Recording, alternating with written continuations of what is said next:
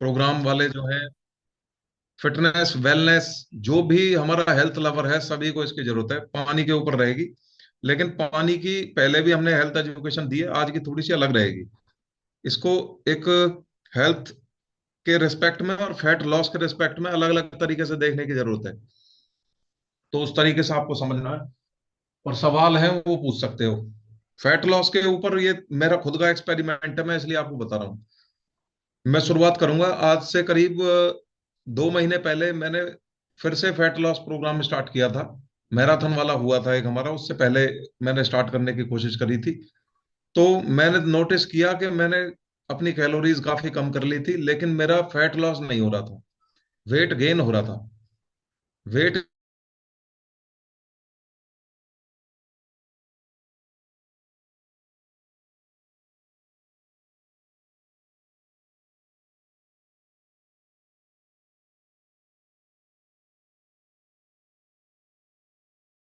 ध्यान से समझना है, सभी बैठ जाओ तसल्ली से। अब आपकी एक्सरसाइज का टाइम हो गया खत्म। अब इसको इम्प्लीमेंट करने का फायदा है, मतलब समय है, इसको इम्प्लीमेंट करना है अब आपको। तो अगर मैं आपसे कहूं कि भाई, अगर आप खाना नहीं खाते हैं तो कितने दिन आप जिंदा रह सकते हो, कोई भी इंसान कितने दिन जिंदा रह सकता है, तो जवाब होगा कि भाई 10 दिन, 20 दिन। 20 दिन में वो आदमी बिना खाने के जिंदा नहीं रहेगा 20 दिन बाद। और अगर पानी की बात करें तो 3 से 4 दिन मैक्सिमम। तो खाने से ज्यादा इंपॉर्टेंट पानी है। हमें इसकी अहमियत इसलिए पता नहीं होती क्योंकि हमारी रीच के अंदर ये पानी होता है, तो हमें पता नहीं लग पाता कि कितना इंपॉर्टेंट है।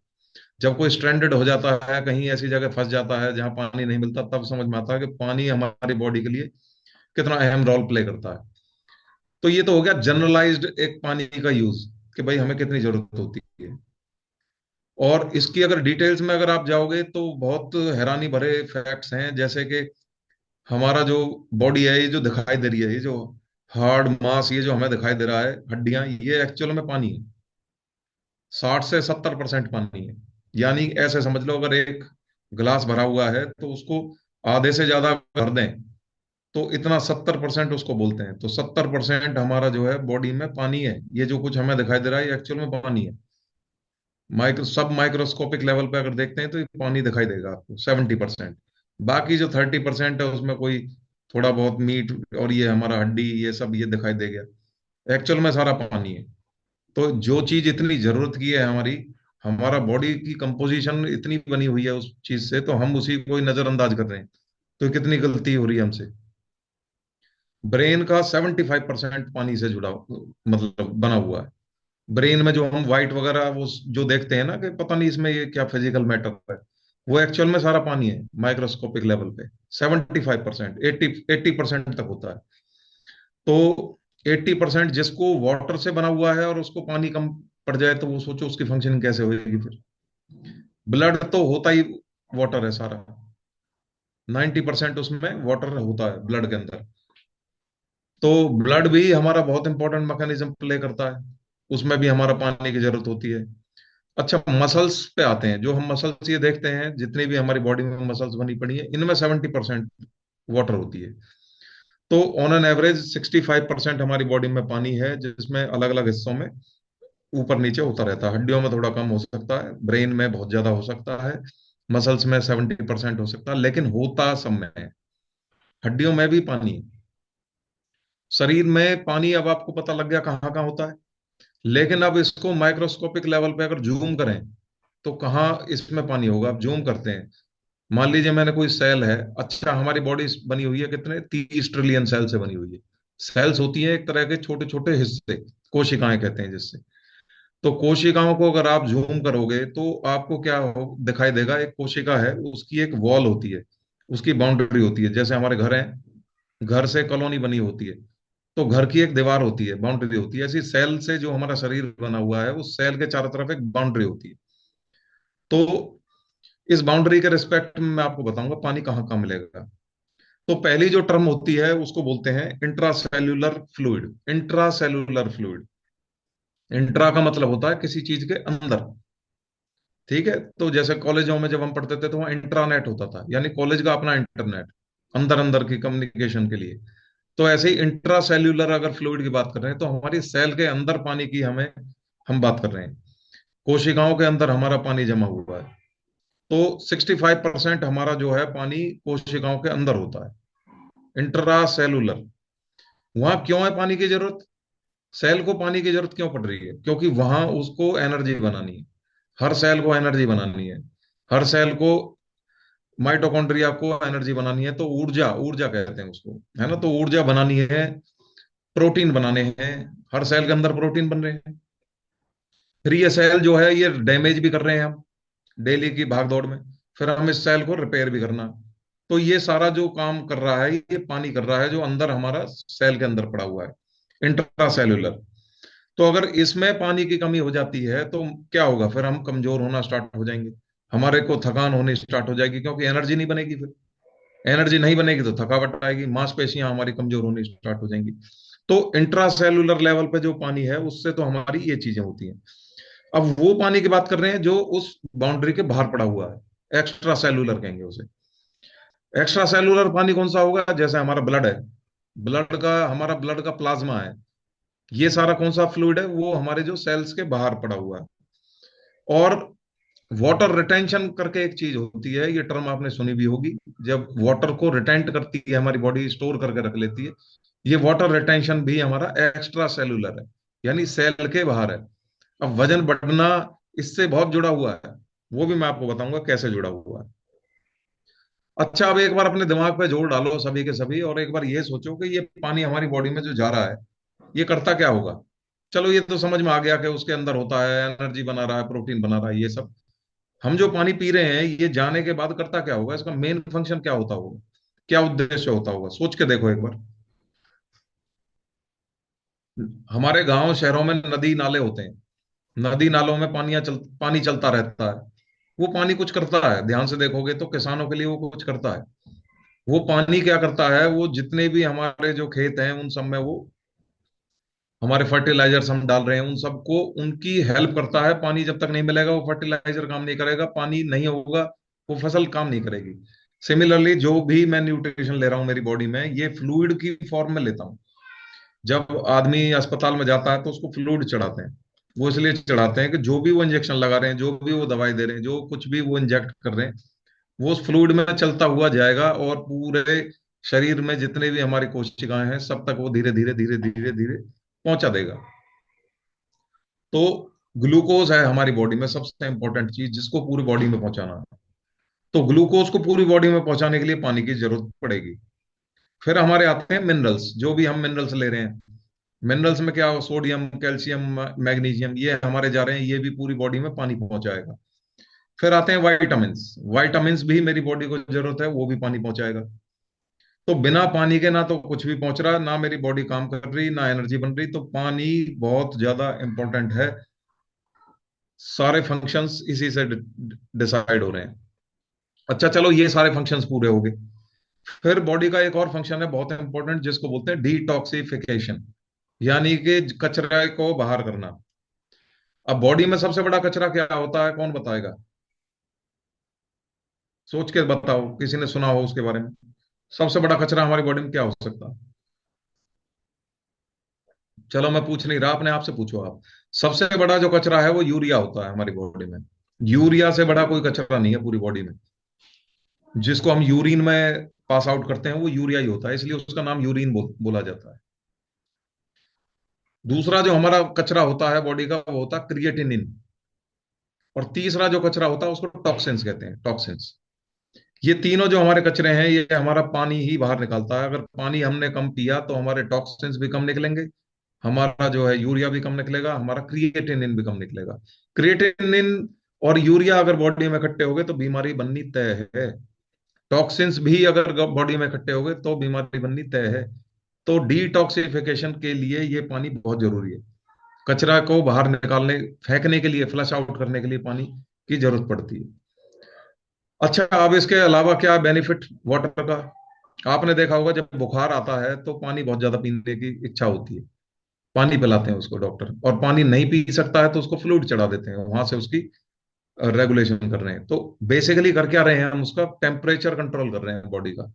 बॉडी का टेम्परेचर रेगुलेशन के लिए हमारा पानी की बहुत हमें सख्त जरूरत होती है। अगर ये पानी हमने कम पिया, हीट स्ट्रोक आने के चांसेस होते हैं। आपने सुना होगा जब हमारे 45 डिग्री 46 डिग्री में क्या कहते हैं सब डॉक्टर्स, कि भाई पानी पियो जितना हो सके, जितना हो सके हाइड्रेट रहो। यहाँ तक कि फ्लाइट्स में भी पायलट्स भी यही कहते हैं सभी से कि भाई आप फ्लाइट में ट्रैवल कर रहे हो, आपका एक ही जगह सर्कुलेशन हो रहा है 5 घंटे तक, तो आप डिहाइड्रेट हो जाओगे, आपको पानी ज्यादा पीना है। तो अगर पानी नहीं पियोगे तो बॉडी का टेम्परेचर कंट्रोल खराब हो जाएगा। अब आते हैं अगले पॉइंट पे, वो होता है डाइजेशन। डाइजेशन में पानी का बहुत बड़ा रोल है।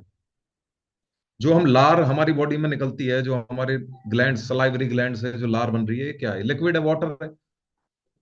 जो हमारा जूस निकल रहा है गॉल ब्लैडर से, ये क्या है? बाइल जूस है। गैस्ट्रिक जूस कहते हैं उसको, टोटल सारे जूसेस को मिला।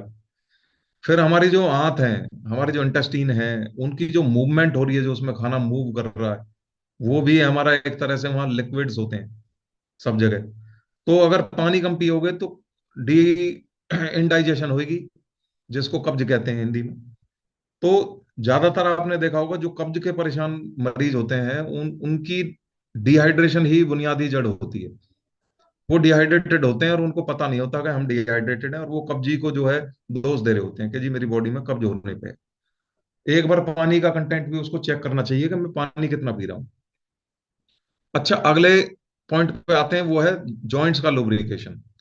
जहां हड्डियों में कटर कटर की आवाज आना, दर्द होना, वो भी एक बार अपने पानी की इंटेक को चेक करें कि हम पानी कितना पी रहे हैं। हमारे घुटने हो गए, कंधे हो गए, रीढ़ की हड्डी होगी, इन सब में लुब्रिकेंट्स होते हैं। ये लुब्रिकेंट्स जब तक इनफ फ्लूइड्स नहीं होंगे हमारी बॉडी में, ये नहीं काम करेंगे। इसका वाटर रिटेंशन से बहुत लेना देना है, यानी कि जब भी मेरी बॉडी को पानी कम मिलेगा, तो ये जितनी भी चीजें हैं जो मैंने आपको बताई, हड्डियां, रीढ़ की हड्डियां और यूरिन, टॉक्सिक डिटॉक्सिफिकेशन, ये सब अपना अपना काम रोक देते हैं, और ये अपने हिस्से का पानी ब्रेन को पहुंचाते हैं। क्योंकि ब्रेन का फंक्शन बहुत सबसे इंपॉर्टेंट है, ब्रेन फेल हो गया तो सब कुछ फेल है। तो किडनी को हॉर्मोन्स आते हैं, रिलीज होते हैं, वो किडनी को बोलते हैं भैया रोक दो थोड़ी देर के लिए। लिवर को बोलेगा रोक दो भाई थोड़ी देर के लिए। तो जो जो चीज हमारी लुब्रिकेंट्स का काम कर रही है, बना रही है, उनको भी बोल देगा रोक दो भाई थोड़ी देर के लिए, क्योंकि पानी की शॉर्टेज आ रही है, होल्ड करो थोड़ा सा।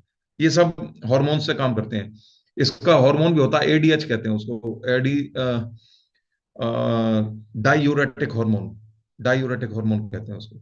जो आपने देखा होगा। अच्छा, इससे इसका टॉयलेट जो हम यूरिनेशन के लिए जाते हैं, इसका भी रिलेशन है, ये भी मैं बताऊंगा आपको। तो समझ लो कि कहने का क्या मतलब है कि ये सारी चीजें हमारी बॉडी में जरूरत होती है, इन सब के लिए हमें पानी की जरूरत होती है। इसलिए नहीं कि भाई हमें प्यास लग रही है तो बस प्यास बुझाने के लिए हमने पानी पी लिया। पूरा सिस्टम हमें चलाना पड़ेगा, उस सिस्टम की जान है, बुनियाद है ये। तो अब आते हैं हम वाटर रिटेंशन पे। हम अभी जिसकी बात कर रहे थे कि वो जब रोक लेगा पानी को, तो इसको वाटर रिटेंशन कहते हैं, यानी रोक के रखना किसी चीज को।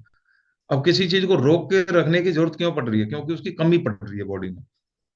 तो शरीर को ज्यादा पानी अगर रुकना स्टार्ट हो गया बॉडी के अंदर, तो हमारे लिए और भी प्रॉब्लम खड़ी हो जाती है फिर। कैसे प्रॉब्लम होगी? पहली बात तो ये हो गया कि सेल के अब बाहर हमारा जमा हो रहा है, सेल्स के बाहर जमा हो रहा है, यानी एनर्जी अभी भी नहीं है बॉडी में। सेल्स अभी भी एनर्जी नहीं बना रही है, क्योंकि पानी नहीं है, इंटरसेलुलर नहीं है ये। मैंने पहले भी बताया था, एक्स्ट्रा सेलुलर है। तो बाकी चीजें तो काम करेंगी, लेकिन हमारे इंट्रा सेलुलर जो हमारा मैकेनिज्म थे, एनर्जी का होना और माइटोकॉन्ड्रिया का काम करना, प्रोटीन बनना, वो सब रुक गया। तो वाटर रिटेंशन में हमारी ग्रोथ नहीं हो रही है, वो सिर्फ सर्वाइवल के लिए हमारा काम कर रही है। अब बॉडी को रोकने की जरूरत क्या पड़ी थी? ऐसी क्या जरूरत पड़ गई कि क्यों रोकना पड़ गया उसको? तो इसको थोड़ा सा हम सॉल्ट्स के नजरिए से समझते हैं। हमारे बॉडी में सोडियम हम जब लेते हैं, पोटेशियम जब हम लेते हैं, तो ज्यादा, जैसे नमक हमने ज्यादा ले लिया, तो ज्यादा नमक ले लिया, ज्यादा पोटेशियम ले लिया, तो इनकी प्रॉपर्टी होती है, तो शरीर क्या सोचेगा? शरीर ये सोचेगा भाई हमारी बॉडी में नमक का जो कंसंट्रेशन है ये ज्यादा हो रहा है। तो नमक का कंसंट्रेशन डिसाइड करता है डिहाइड्रेशन को। मान लीजिए मेरी बॉडी को ये पता लगाना मेरी बॉडी में पानी कम है या ज्यादा है, तो कैसे पता लगाएगा? कौन सा सेंसर होगा इसके अंदर? इसके अंदर यही सेंसर होगा कि वो क्या करेगा, ब्रेन ये देखेगा, अच्छा ठीक है, सॉल्ट कितना चल रहा है इसकी बॉडी में, यहां से पता लग जाएगा। अब उसने हमने सॉल्ट को वैसे कम नहीं किया, हमने सॉल्ट को डाइट से बढ़ा लिया। तो जब डाइट से हमने सॉल्ट बढ़ा लिया, तो ब्रेन को तो नहीं पता इस बात का कि ये कहाँ से आया सॉल्ट। उसको तो रेगुलेशन से मतलब है, वो देखेगा सॉल्ट बढ़ा हुआ है, पोटेशियम बढ़ा हुआ है, अच्छा भाई पानी इसका मतलब कम हो गया है, तो वो पानी को होल्ड करना स्टार्ट कर देगा। तो जैसे ही पानी होल्ड करना स्टार्ट होगा तो उसमें हमारे हमारे कुछ हार्मोन्स भी रिलीज होते हैं, जिसको एल्डोस्टेरोन कहते हैं, एक एडीएच मैंने बताया एंटी डाययूरेटिक हार्मोन, और एस्ट्रोजन होता है, फीमेल्स के अंदर होता है एस्ट्रोजन, याद रखना हमेशा। तो ये तीनों जो हॉर्मोन्स हैं ये भी हमारी बॉडी को बताएंगे कि भाई हमारी बॉडी में हो रहा है पानी कम। तो उसमें हमारा जो है सूजन आनी स्टार्ट हो जाएगी बॉडी में। हॉर्मोन्स भी हमारे एक्टिव हो गए हैं, पानी भी हम कम दे रहे हैं, हमारे सॉल्ट्स भी हमारे जो है बढ़ गए हैं बॉडी में। फिर हमारी बॉडी में इन्फ्लेमेशन स्टार्ट हो जाएगी, सूजन होनी स्टार्ट हो जाएगी। अब सूजन जब बॉडी में स्टार्ट हो जाती है तो ओबेसिटी सबसे पहले आती है, मोटापा सबसे पहले आता है। इन्फ्लेमेशन हमेशा ओबेसिटी को प्रमोट करता है। दूसरा इन्फ्लेमेशन हमारा इन्फेक्शन को प्रमोट करता है, इन्फेक्शन हमारी बॉडी में होने स्टार्ट हो जाएंगे माइक्रोस्कोपिक लेवल पे, जो हमें बाहर से नहीं देखेंगे, शायद हमारे ब्लड में होंगे। तो डिहाइड्रेशन बहुत बुरी चीज होती है। साथ में हमारे को पुअर ब्लड सर्कुलेशन होना स्टार्ट हो जाएगा। फिर आप देखोगे कि लंबे समय तक हम बैठ रहे हैं, हमारे अंदर एनर्जी कम है, मोटापा तो आ ही रहा, साथ साथ फिर हमें जो है मूवमेंट भी हम कम दे रहे हैं, क्योंकि बॉडी में एनर्जी नहीं है, मूवमेंट कम हो जाएगी। तो एक ट्रैप में हम फंसते चले जाएंगे, हम बहुत बुरे ट्रैप में फंसते चले जाएंगे, फिर पैरों में सूजन बढ़ जाएगी, फिर हम बीमार हो जाएंगे, बढ़िया वाले बीमार हो जाएंगे।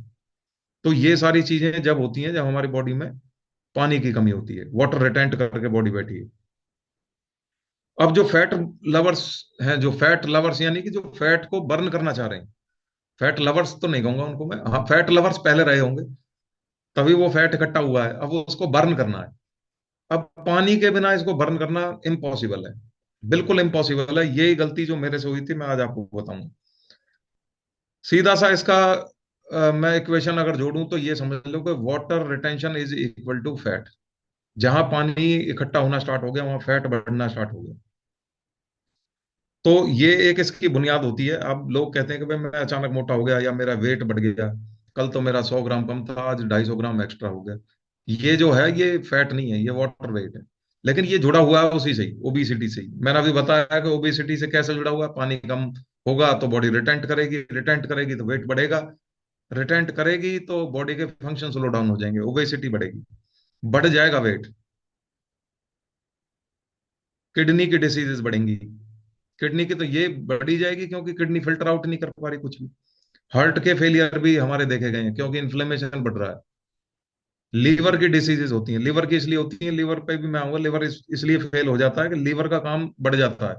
लीवर का काम होता है क्या, फैट बर्निंग में लीवर का काम है लाइपोलाइसिस, फैट में एनर्जी में कन्वर्ट करना फैट को। उसको तुमने फिल्ट्रेशन पे लगा दिया तो कभी नहीं होगा। पीसीओडी, पीसीओएस, पीसीओएस और पीसीओडी में फर्क है थोड़ा सा। पीसीओडी में पॉलिसिस्टिक सिंड्रोम होता है, सिंड्रोम यानी कि अभी बीमारी बननी शुरू हुई है, और पीसीओडी वो डिसीज ही होती है। तो ये भी आपने सुनी होगी, हमारे हेल्थ एजुकेशन में हम बताते हैं। और डायबिटीज जो है, ये हमारी वाटर रिटेंशन से ये बीमारियां होती हैं। तो किडनी का फंक्शन समझते हैं पहले, किडनी कैसे काम कर रही है। मेरी बॉडी में जो ब्लड है इसको फिल्ट्रेशन करती है, सबको पता है ये बात कि किडनी का काम है ब्लड को प्योरीफाई करना, ब्लड को फिल्टर फिल्टर आउट कराते रहना। तो एक दिन में 180 लीटर का फिल्ट्रेशन कर रही है, पूरे दिन में 180 लीटर मायने रखता है, 180 लीटर की फिल्ट्रेशन करना छोटी बात नहीं है। तो जो 180 लीटर की फिल्ट्रेशन कर रही है उसकी हेल्थ कितनी मैटर करती होगी। उसको पता होना चाहिए कि मेरे पास पानी एडिक्वेट है या नहीं है, मेरे पास कितना कितना पानी है, कितना मुझे निकालना है, कितना कचरा बाहर निकालना है, सब पता रहती है उसको। हार्मोन सब बता के रखते हैं उसको। तो किडनी एक तरह से हमारे को, हमारे वाटर को एक तरह से पूरा मैनेजमेंट सिस्टम है, ये मैनेज कर रही है कितना पानी हमें रेगुलेशन में लेके आना है। वो कम भी कर देती है फिल्ट्रेशन को। वो मैंने तुम्हें बताया था कि ब्रेन सिग्नल देता है कि भाई पानी कम हो गया तो फिल्ट्रेशन कम कर दो। तो ये डिसाइड भी कर रही है। और हमारा जो है हॉर्मोन्स भी ये सब डिसाइड कर रहे हैं। किडनी का जो फंक्शन है उसके साथ साथ हॉर्मोन्स भी डिसाइड कर रहे हैं कि पानी को कब रोकना है कब नहीं रोकना है। तो ज्यादा पानी हम अगर रोक के रखेंगे हमारी बॉडी में तो वाटर रिटेंशन होना स्टार्ट हो जाएगा, उसके बाद हमारी और ज्यादा प्रॉब्लम स्टार्ट होगी। तो इसका लेखा जोखा यही निकल के आता है कि हमारी हमारा वाटर इनटेक जो है वो पूरा होना चाहिए, प्रॉपर होना चाहिए। अगर पानी की कमी होगी तो हमारी पूरी बॉडी गड़बड़ा जाएगी, इनबैलेंस होना स्टार्ट हो जाएगा। फैट फैट बर्निंग पे मैं आता हूँ। हाँ, मैं आपसे बताना चाह रहा था कि फैट बर्निंग कैसे गड़बड़ होती है। फैट का बर्न होने का तरीका क्या है? अगर मैंने एक बार हेल्थ एजुकेशन में बताई थी आपको, अगर याद हो, उसमें मैंने 3 पाथवेज बताए थे मेटाबॉलिज्म के। जो पहला पाथवे था वो मैंने बताया था ग्लाइकोलाइसिस, जिसमें हमारी ग्लूकोज बर्न होती है। कहाँ बर्न हो रही है? मेरे सेल्स में बर्न हो रही है, जाके ग्लूकोज पहुंच रही है सेल्स में, माइटोकॉन्ड्रिया यूज कर रही है उसको। दूसरी चीज मैंने बताई थी आपको, ग्लूकोनियोजेनेसिस, जिसमें मैंने बताया था कि प्रोटीन बर्न होता है और वो लिवर के अंदर होता है। प्रोटीन से हमारे जो है अमीनो एसिड्स ड्राइव होते हैं, अमीनो एसिड्स को तोड़ता है लिवर, और वो उससे फिर हमारी एनर्जी हमारी सेल्स को मिल जाती है। फिर तीसरा मैंने एक बार बताया था आपको, कीटोसिस। कीटोसिस यानी कीटोन बॉडीज बन रही हैं। तो ये कीटोन बॉडीज कैसे बनती हैं? जब मेरा फैट है, वो फैट स्टोर्ड है एक तय खाने में रखा हुआ है पेट के आसपास। ये क्या है? एक तरीके से फैट है क्या? फैट एक एसिड है, फैटी एसिड्स कहते हैं इसको। तेल है एक तरह का ये। तो ये तेल को सिग्नल जाएगा कि भाई निकालो इस तेल को। तो ये जो तेल है निकल निकल के जाएगा लिवर के पास, लिवर के पास जाएगा, लिवर इसमें ऑक्सीडेशन करेगा, और इसके इससे इससे कीटोन बॉडीज निकालेगा। तो ये कीटोन बॉडीज वही एनर्जी की फॉर्म होती है जब हमें फैट लॉस के दौरान चाहिए होती है। तो लीवर का काम क्या है? एक तरह से इसका काम है फैट को बर्न करना। अब आते हैं किडनी के पास फिर से। पानी हमने कम पिया, किडनी ने अपना फंक्शन कम कट ऑफ कर दिया कि भाई हमें फिल्ट्रेशन कम करनी है क्योंकि पानी कम है बॉडी में। अब आपको पता होना चाहिए कि लीवर का काम भी हमारा टॉक्सिन्स को बाहर निकालना है, फिल्ट्रेशन का काम है लीवर का भी। तो लीवर को समझ में आ गया कि भाई किडनी अपना काम करना बंद कर चुकी है, अब उसकी हेल्प करने के लिए इसको अपनी डिटॉक्सिफिकेशन बढ़ानी है। तो लीवर अपना काम बढ़ाना स्टार्ट कर देगा, और वो फैट लॉस को रोक देगा वहीं। वो तो मल्टीटास्क नहीं है ना, एक काम करेगा एक टाइम पे। तो फैट लॉस का प्रोग्राम उसने डंप कर दिया, और वहां से फिल्ट्रेशन के काम में उसने सपोर्ट करनी स्टार्ट कर दी। इस वजह से फैट लॉस रुक जाता है। इस वजह से फिर वो ओबेसिटी भी बढ़ेगी, फिर वाटर रिटेंशन भी होगा, फिर फैट भी बढ़ेगा, फिर एनर्जी भी नहीं रहेगी, फिर आदमी बीमार भी पड़ेगा, फिर सूजन भी आएगी, फिर हार्ट की रिस्क भी बढ़ेंगे। तो हर चीज गड़बड़ा जाएगी। फैट लॉस वाला प्रोसीजर मैंने जो बताया वो ऐसे काम करता है, मतलब उसको पानी चाहिए चाहिए, किडनी प्रॉपरली काम कर रही होनी चाहिए। एक मिथ है लोगों के दिमाग में कि हम जैसे पानी पीते हैं, अचानक से हमने ये एक जग भर के पानी पी लिया, तो हमें इमीडिएटली यूरिनेट के लिए हम जाते हैं। तो हम सोचते हैं कि जो पानी हमारे पेट में गया ये फटाफट निकल के पता नहीं कहाँ किडनी में पहुंच गया और एकदम से इसने यूरिनेट कर दिया। सोचते हैं, हमारे दिमाग में आता होगा। और एक बार को मैं आपको ये बता रहा हूँ कि हमारा ब्लड को प्योरीफाई कर रहा है। तो जो पानी मैं पी रहा हूँ ये तो ब्लड में डायरेक्टली इंजेक्ट थोड़ी होता है। ये तो एक प्रोसीजर से जाता है, पहले पेट में जाएगा, फिर वहां से आते हैं इसको सोखेंगी, फिर उसके बाद वो ब्लड में मिक्स होगा। ये थोड़ी है मैंने पानी पिया इसको ब्लड में इंजेक्ट कर लिया मैंने। ऐसे तो फिर मैं इंजेक्ट कर लूं वाटर फिर। तो कहाँ गड़बड़ है? ध्यान से समझो इस चीज को। मैं पानी पी रहा हूं, ये स्टोमक में जा रहा है, ये ब्लड में नहीं जा रहा है। ब्लड में जाने के लिए एक प्रोसीजर से फॉलो करके ये जाएगा, लेकिन मैं यूरिनेट इमीडिएटली करने जा रहा हूं। तो ये पानी वहां पहुंचा कैसे? ये वही वाटर रिटेंशन था। जैसे ही मैंने पानी पिया मेरी बॉडी को सिग्नल गया कि भाई पानी को रिलीज कर दो। आ गया है पानी पीछे से। तो वहां से ये जो एडीएच मेरा हार्मोन था, एंटी डायरेटिक हार्मोन, इसको एक्टिवेट किया ब्रेन ने कि जाओ भाई छोड़ दो पानी। वो जाएगा और वो इमीडिएटली फिल्ट्रेशन को स्टार्ट कर देगा, किडनी एकदम से हमारी जो है फैल जाएंगी, और वो अपने प्रोसीजर को फुल परफॉर्मेंस पे ले आएंगे, और वो बहुत जल्दी जो है फिल्ट्रेशन होनी स्टार्ट हो जाएगी, ब्लडर बढ़ जाएगा, और वो हमारा यूरिनेशन के लिए हम चले जाते हैं। ये इसका प्रोसीजर है। लेकिन अगर इसको मैं बार बार कराऊं, बार बार कराऊं, बार बार कराऊं, तो होगा क्या? किडनी भी परेशान हो जाएगी, कमजोर हो जाएगी किडनी। होगा क्या? उसमें मेरा फिल्ट्रेशन तो होगा ब्लड का, लेकिन वो मेरे जितना ज्यादा फिल्ट्रेशन हो रहा है मेरा ब्लड उतना ज्यादा मेरा हार्ड होता चला जाएगा, यानी उसकी डेंसिटी उतनी हैवी होती चली जाएगी। क्योंकि इतनी फिल्ट्रेशन मैंने स्टार्ट करा दी एकदम से, ब्लड को जो है पतला करने की बजाय वो गाढ़ा करना स्टार्ट कर देगा। तो ये अच्छी चीज नहीं है। इसलिए करना क्या चाहिए? इसलिए ये करना चाहिए कि हमें जो पानी पी रहे हैं वो धीरे धीरे करके हमें हाइड्रेट करनी है बॉडी। हमारा उद्देश्य ये नहीं है कि उसमें पानी इंजेक्ट करा के हार्मोन को गड़बड़ाओ। तो हमें धीरे धीरे पानी पीना है, धीरे धीरे पानी पियेंगे तो हार्मोन भी धीरे धीरे रिलीज होगा, फिल्ट्रेशन भी धीरे धीरे होगी। तो कोई भी चीज अति ठीक नहीं होती। अच्छा, एक चीज और इसमें आपको दिखाई देगी। कि जब आप बहुत ज्यादा पानी पियोगे तो आपका यूरिनेशन का जो कलर है वो बहुत लाइट रहेगा, बहुत लाइट। तो आप बड़े खुश हो जाओगे कि भाई यार हमारा तो कोई किडनी की कोई प्रॉब्लम ही नहीं है, क्योंकि उस चीज पे ध्यान नहीं जा रहा कि फिल्ट्रेशन पर लीटर हमारी बढ़ी हुई है, तो कलर कैसे आ जाएगा। तो जब हम सिप करके पानी पियेंगे तो हो सकता है यूरिनेशन का कलर हमारा थोड़ा गाढ़ा दिखाई दे, तो उससे डरने की कोई जरूरत नहीं है। वो इसका मतलब ये है कि रेगुलेशन जो हो रही है वो मॉडरेट लेवल पे हो रही है। तो बल्क में अगर कोई चीज करोगे तो उसकी उसका उसकी डेंसिटी हमेशा जो है कम होती है। और कोई चीज अगर धीरे धीरे अगर तरीके से करोगे तो वो एक रेगुलेशन फॉर्म होगी। तो उसमें घबराने की ये जरूरत नहीं है कि मैं तो पानी नहीं पी रहा हूँ, पता नहीं क्या हो रहा है मेरी बॉडी में, इसका कलर पेल येलो क्यों आ रहा है। वो उसकी एक चार्ट होती है, उस चार्ट को अगर समझोगे तो पेल येलो तक कोई प्रॉब्लम नहीं है। अगर ब्राउन होना स्टार्ट हो जाए तो डिहाइड्रेशन में। तो डिहाइड्रेशन तो वो फॉर्म होती है जब हमारी बॉडी ऑलरेडी उस झटके को झेल रही होती है कि भाई अब तो शॉक लग रहा है बॉडी को। अब तो बॉडी बता रही है कि भाई अब प्रॉब्लम स्टार्ट हो चुकी है, हमें पानी उससे पहले पहले पीते रहना है। और सिप कर करके पीते रहो, पूरे दिन पीते रहो। फिर आप देखोगे कि आपकी बॉडी बढ़िया तरीके से काम करेगी। और क्या करना है इसके साथ साथ, मैंने बताया कि हमारे को वाटर रिटेंशन सोडियम भी करवा रहा है, पोटेशियम भी करवा रहा है। तो इसको थोड़ा सा देखो कि हम सोडियम को कम करें, पोटेशियम को थोड़ा कम करें। ज्यादा नमक से हमें और भी नुकसान है, हमारे हमारा थायराइड भी खराब होता है, हमारा ब्लड प्रेशर भी खराब होता है। उसके ऊपर मैंने पूरा बताया था पिछली बार आपको। पोटेशियम को पोटेशियम कम होना हमारे लिए नुकसानदायक है, पोटेशियम होना बहुत इंपॉर्टेंट है।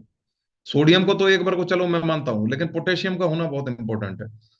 हम पोटेशियम को अब ये कहें कि ले ही ना, या नमक को ले ही ना, तो ये भी गलत है। तो अपना पोटेशियम की इंटेक बढ़ा के रखो, थोड़ी सी ठीक रखो, मतलब बढ़ा के नहीं। केले में होती है पोटेशियम, बहुत होती है केले में। और कोकोनट वाटर में होती है। नारियल का पानी कभी कभी पीते रहना चाहिए। पालक जो है, पालक से बढ़िया तो कुछ है ही नहीं। पालक में सबसे बढ़िया रेगुलेशन होती है हमारी ये सारे मिनरल्स की। वो पालक खाना हमें स्टार्ट कर देना चाहिए अभी सर्दियों का मौसम है। और पानी की जो मैंने बताई है, एक साथ बहुत सारा नहीं पीना, धीरे धीरे पीना है। और थोड़े थोड़े घूंट करके पीते रहो और पूरे दिन पीते रहो। गुनगुना पानी से शुरुआत करो सुबह जो है, अगर उठते ही हमें गुनगुना पानी मिल जाता तो वैसे ही हमारा हमारा जो है दिन अच्छा बीतता है, हमारी बॉडी हाइड्रेटेड रहती है, हमारा मूड अच्छा रहता है, नींद अच्छी आती है रात में। मैं तो रात में भी मतलब सिप कर करके पीता हूँ। जब अगर मैं पूरी नींद में हूं और उठ गया हूं पानी पीने के लिए, तो ऐसा नहीं है कि गिलास उठा के पी गया बस। वो भी सिप कर करके पीना, चाहे नींद खुली रहे कोई बात नहीं है, 10 मिनट बाद सो जाएंगे। तरीका यही है। फिर उसके बाद आप देखोगे कि आपका फैट लॉस बहुत फास्ट हो जाएगा। जो फैट लॉस हमारा नहीं हो रहा था, वो रुक रहा था, वो फास्ट हो जाएगा। मैंने बताया मेरा फैट लॉस नहीं हो रहा था, 2 किलो वजन बढ़ गया था, 92 पे पहुंच गया था, 90 से स्टार्ट किया था। फिर उसके बाद मैंने दिमाग लगाया कि कहाँ वजह हो सकती है, स्टडी किया।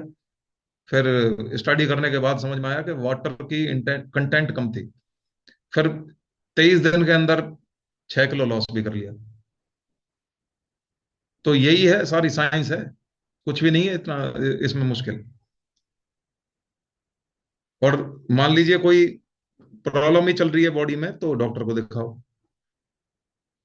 तो अपना जो है पानी का जो है बैलेंस बनाओ, इसको समझ लो, फैट को समझ लो कैसे बर्न होता है, कैसे एनर्जी कन्वर्ट होती है। पूरी प्रक्रिया समझ में आएगी तभी आप कर पाओगे। फैट जो ब्रेक डाउन हो रहा है हमारा, इसका ये बहुत कॉम्प्लिकेटेड प्रोसीजर है, ये इतना आसान प्रोसीजर नहीं है। मैंने एक बार इस पे हेल्थ एजुकेशन में बताया था कि फैट हमारा बर्न होकर जाता कहाँ है, उसका लास्ट में निचोड़ ही आया था कि कार्बन डाइऑक्साइड में निकल जाता है सारा।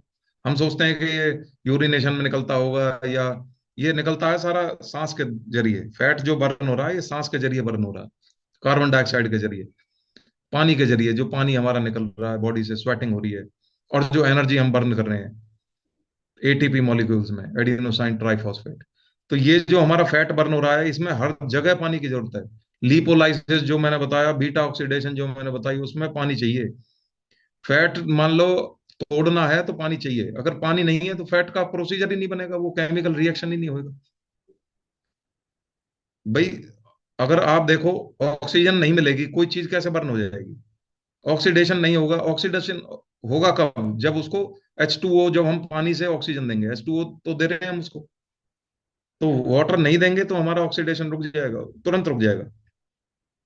फैट हमारा स्लो हो जाएगा। जिसकी परफॉर्मेंस 9 किलो की आ रही थी मैराथन में, और किसी की आ रही थी 2 किलो की, तो उसके लिए भी ये एक इम्पोर्टेंट एजुकेशन है कि भाई तुम्हारी 2 किलो क्यों है और उसकी 9 किलो क्यों है।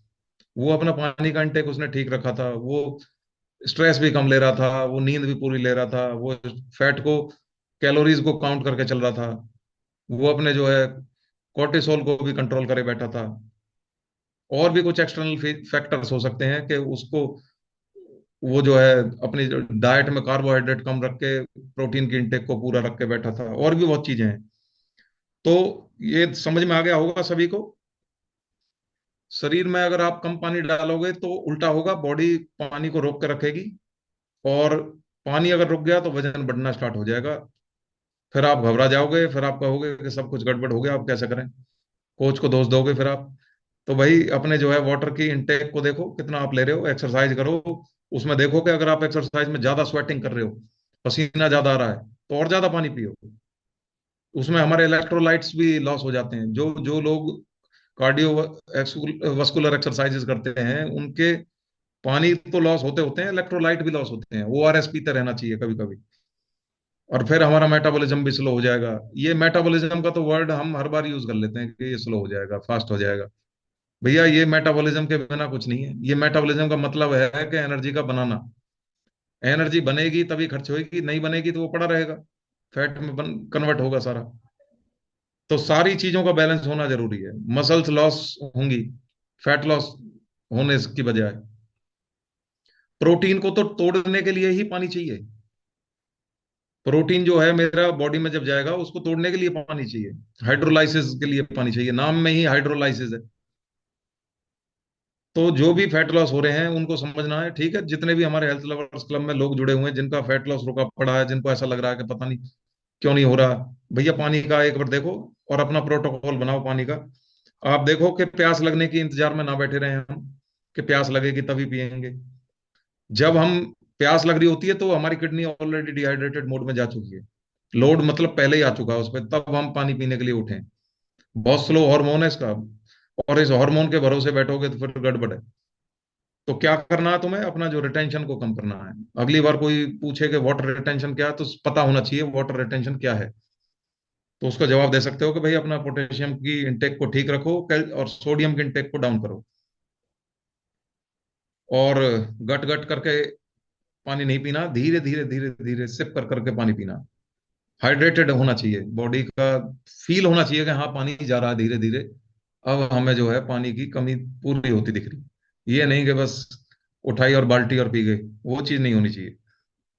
और सुबह सुबह आदत डालो सभी, उठ के अपना 2 गिलास जरूर गर्म पानी पीना, और ये दिमाग से निकाल देना कि ज्यादा पानी पियेंगे तो तराजू पे चढ़ेंगे, वजन ज्यादा आएगा। उल्टा है, उल्टा है। बहुत से लोगों को तो ये दिक्कत रहती है ना कि भाई पानी ज्यादा पी लिया, अब तराजू पे कैसे चढ़ूंगा। 2 गिलास पानी पियो, फिर देखो तराजू पे अगले दिन कम मिलेगा वजन। तो ये उल्टा है, कम पियोगे तो बढ़ेगा। तो thank you very much. Health education खत्म होती है, किसी को सवाल है पूछ सकते हो।